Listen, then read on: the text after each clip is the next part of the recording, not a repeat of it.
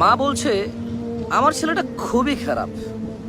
বউয়ের কথা শুনে ওই একই মা বলছে যে মেয়ের জামাইটাও ভালো না, মেয়ের একটা কথাও শোনে না।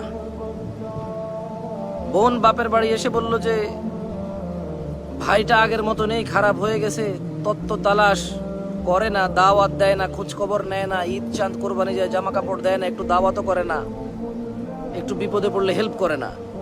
আবার ওই বোনটাই বলে আরে জানিস তোর দুলাভাইটা খুবই খারাপ, কাম কাজ করে করবি কি আর, বোনের দাওয়াত দে, বাগিনারে দাওয়াত দে, আজকে বোনের এটু হয়েছে, ভাইয়ের ওটা হয়েছে, সারাদিন তো বোন ভাই করে করে তার জীবন শেষ করে দিল।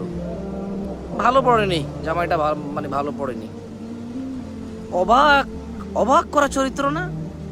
মা তার ছেলের জন্য যে চরিত্রকে অপছন্দ করে, ঘৃণা করে, বদদোয়া করে, কিন্তু মা তার মেয়ের জামাইয়ের জন্য এমন চরিত্রের আকাঙ্ক্ষা করে এবং কামনা করে, দোয়া করে।